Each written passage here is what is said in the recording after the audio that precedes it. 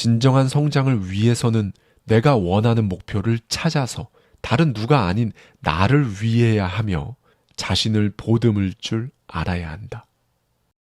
안녕하세요. 하와이 대저택입니다. 여러분, 내가 원하는 삶을 사는 것, 이게 성공이죠. 성공하고 싶다. 조금 더 확대를 해보면 어제보다 더 나은 인생을 살고 싶다 라는 생각이 있는 분들께 어떤 마인드가 가장 필요한지에 대해 말씀드릴 건데요. 결론적으로 두 가지 마인드를 장착하는 게 정말 중요합니다. 이를 위해 각종 컬럼들과 책에 나온 연구 결과들을 토대로 오늘 내용 시작하도록 할게요. 오늘의 결론은 하나입니다. 목표가 크고 작고 어렵고 쉽고는 전혀 중요하지 않다. 목표를 현실로 만드는 사람들에겐 오로지 두 가지 공통점이 존재한다. 이겁니다. 미국의 심리학자 마크 무레이브는 다음과 같은 실험을 했어요. 대학생들을 A그룹과 B그룹으로 나눠서 강의실에 앉힙니다. 그 다음 눈앞에 갓 구운 따뜻한 쿠키를 놓고 이것을 무시하도록 지시를 해요. 자, 여기서 A그룹 학생들에게는 안내자가 이렇게 정중하게 말합니다. 이 쿠키를 먹거나 먹지 않는 건 여러분의 선택입니다. 다만 최대한 먹지 않는 걸 권고해드려요. 왜냐하면 이 실험의 목적은 유혹에 저항하는 힘을 측정하는 것이기 때문이죠.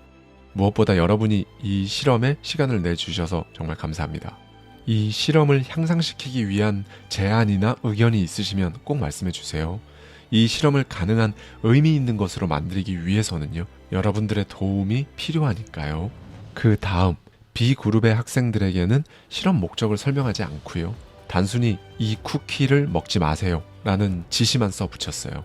안내자는 감사하다는 말이나 참여를 유도하는 그런 말을 전혀 하지 않았고요. 그냥 감시하듯이 서 있을 뿐 학생들의 반응에도 전혀 흥미를 보이지 않았습니다. 결과는 어땠을까요? 학생들이 어린 아이들이 아니었기에 양쪽 그룹 모두 결과로만 보면 주어진 시간 동안 쿠키를 먹은 사람은 단 한 명도 없었습니다. 다만 실험은 이게 끝이 아니었죠. 이 실험을 끝내고 난 이후 학생들은 모두 컴퓨터실로 가서 의지력을 측정합니다. 간단해요. 모니터에 나오는 숫자를 보고 6 다음에 4가 나오면 스페이스 키를 눌러야 하는 실험을 하게 된 거죠. 여기서 숫자 하나당 표시되는 시간은 0.5초, 총 12분 동안 테스트를 합니다. 여기서 상당히 유의미한 결과가 나왔어요. 쿠키 실험에서 안내자의 정중한 멘트를 들었던 A그룹은요, 일단 이 의지력 테스트에서 성적이 훨씬 좋았습니다. 오답률이 거의 없었다고 해요. 무엇보다 12분 동안 집중력이 떨어지지 않았어요. 그런데 앞서 쿠키 실험에서 목적이나 감사의 말을 듣지 못한 B그룹의 성적은 엉망이었습니다. 이 B그룹 학생들은 12분간의 테스트가 끝나고 하나같이 이렇게 말했습니다. 피곤해서 집중을 할 수가 없었어요. 이 실험으로 연구진은 두 가지 사실을 도출합니다. 바로 사람이 인생에서 의지력을 유지하고 성장하기 위해서는 다음과 같은 요인이 필요하다는 거죠. 1. 스스로 상황을 조절할 수 있다는 믿음. 2. 감사하다는 말을 듣는 것. 이 두 가지가 갖춰졌을 때 사람은 의지력이 고갈되지 않은 채로 최고의 퍼포먼스를 낼 수 있는 거죠. 이 두 가지에 대해 조금 더 들어가 볼게요. 스스로 상황을 조절할 수 있다는 믿음. 이 말을 딱 들었을 때는 너무 추상적이기도 하고 도대체 어떻게 가질 수 있는 건지 사실 막막합니다. 그런데 이건 아주 간단한 마인드 세팅으로 인생에 끌어들일 수가 있어요.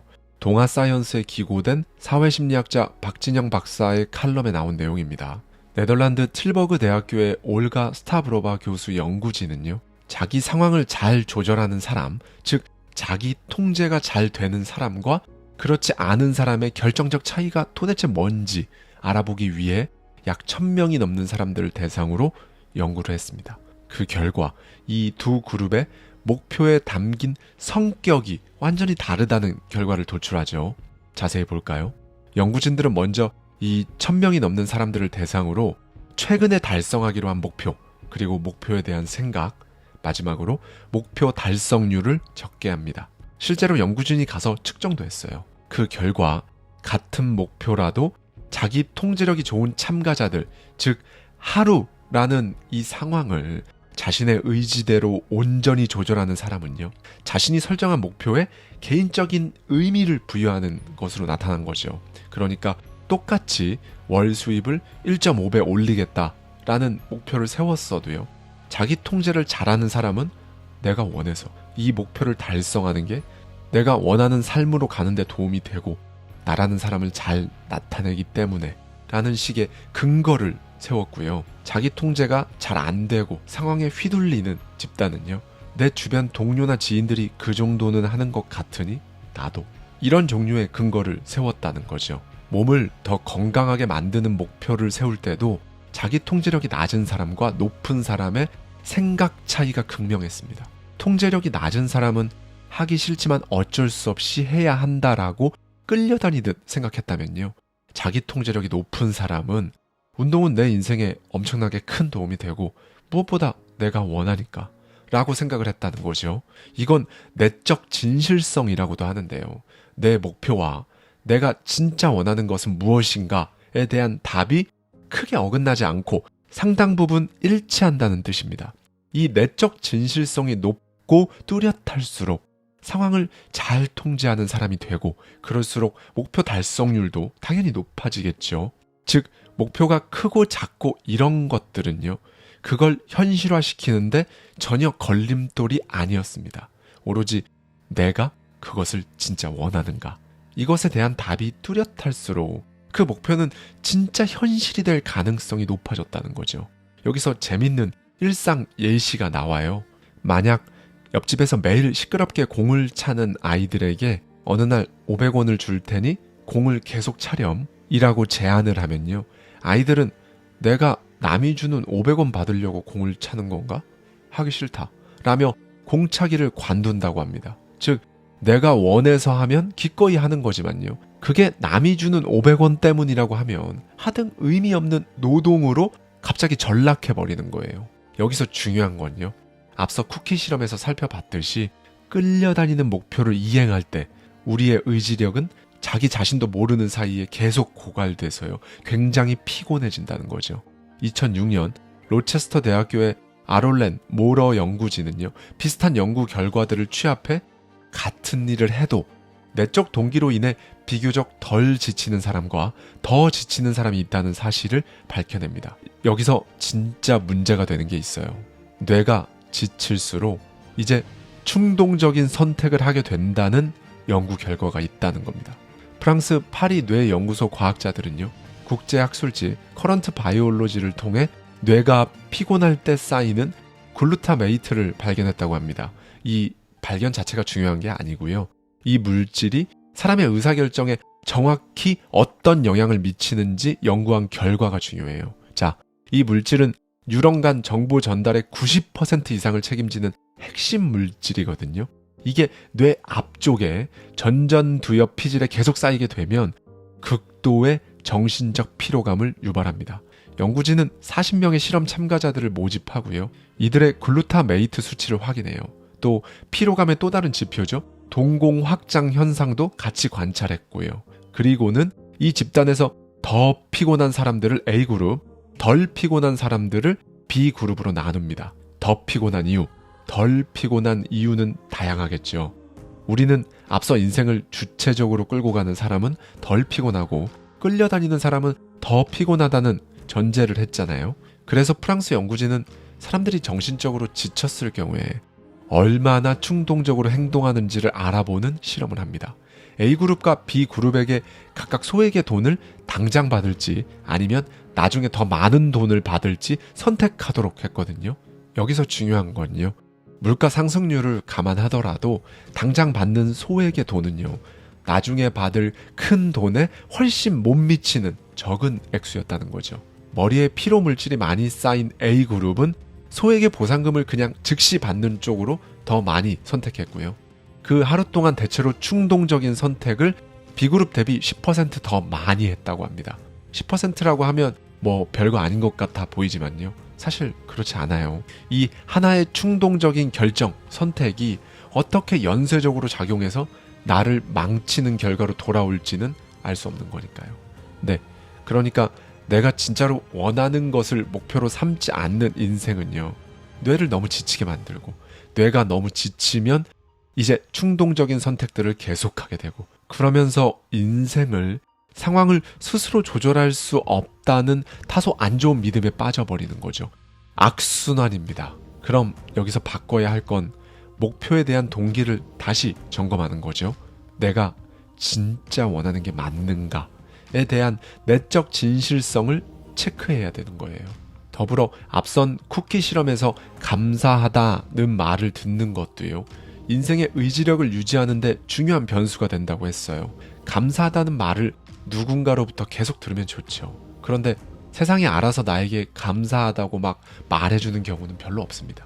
여기서 우리가 만들어낼 수 있는 건요, 스스로 감사한 마음뿐이죠. 그래서 스스로에게 너그럽게 대하는 마음을 좀 가져야 해요. 사회심리학자 박진영 박사의 칼럼에 소개된 연구를 보면요, 독일 마인츠 대학교의 심리학자 지네트 크비악이 프로 테니스 선수들 중 좋은 성적을 보인 선수와 그렇지 않은 선수들의 차이점에 대해 연구한 결과가 나옵니다. 그 결과 성적이 좋았거나 눈에 띄는 성장을 일궈낸 선수들은 특이한 모습을 보였다고 해요. 이들은 경기 전후로 스스로 사기를 돋우는 혼잣말을 진짜 많이 하는 편이었는데, 마치 어려운 도전을 앞둔 소중한 친구를 대하듯 자신에게도 따뜻한 응원과 감사를 해주는 것이었습니다. 무작정 다 잘 될 거다, 다 잘했어, 이런 게 아니고요. 그동안 어떻게 훈련해왔고 이런저런 위험에 어떤 전략을 쓰면 된다고 상기했죠. 자신이 준비된 상태임을 계속 확인했습니다. 경기가 끝난 후에는 온전히 제 몫을 다한 것에 스스로 감사를 해줬고요. 반대로 상대적으로 성적이 좋지 않고 실력 향상이 적은 편이었던 선수들은요, 시합을 앞두고 좀 더 열심히 준비했어야 됐는데 같이 자책이 심했다고 해요. 또 상상 가능한 최악의 상황을 떠올리면서요, 가뜩이나 심한 불안을 더 심화시키는 편이었다고 합니다. 패배하는 상황을 떠올리더라도요, 패배는 그냥 패배고 다음에 잘하면 된다고 생각하기보다 패배는 내 자신이 쓸모없는 인간이라는 증거라거나 이번에 지면 내 삶은 끝난다는 식으로 나쁜 결과를 개인화하고 과장했다고 합니다. 그러니까 본인의 성장을 위해서 세상으로부터 듣는 것이든 내가 스스로 들려주는 것이든 감사와 격려가 필요하다는 사실을 그들은 몰랐겠죠. 그 결과 계속 의지력이 떨어지고 성장과는 다른 방향으로 상황이 전개됐던 겁니다. 마음 관리가 하나도 안 된 거죠. 칼럼니스트는 이렇게 정리를 합니다. 진정한 성장을 위해서는 내가 원하는 목표를 찾아서 다른 누가 아닌 나를 위해야 하며 자신을 보듬을 줄 알아야 한다. 네, 여러분. 근데 이런 말은 사실 들을 때는 좋은데 뭔가 귀에 잘 안 들어와요. 그렇죠? 성장을 위해서 내가 원하는 목표, 나를 위해야 하며 자신을 보듬을 줄 알아야 한다. 너무 좋은 말이지만 또 너무 당연한 말이고 너무 많이 듣는 말이라 뇌리에 남지가 않습니다. 그래서 대부분 무시하고 넘어가죠. 그냥 넘어가니까 당연히 행동으로 이어지지도 않고요. 그래서 역설적으로 이 말들에 담긴 가늠할 수 없는 깊이를 이해하려고 하고요. 행동까지 이어가는 사람만이 결국 진짜 성장이란 걸 하고 목표를 눈앞에 만들어내는 거죠. 오늘 내용을 이해하면 고통스럽게 무언가를 자제하고 뇌를 혹사시키고 언제나 피곤하고 억지로 하는 것 같은 그런 안 좋은 기분을 정말 많이 줄일 수 있을 거예요. 목표에 대한 내적 진실성을 체크해서 상황을 조절할 수 있다는 믿음을 갖는 것, 그리고 여러분 스스로 격려하고 감사해 주는 것, 이 두 가지면 됩니다.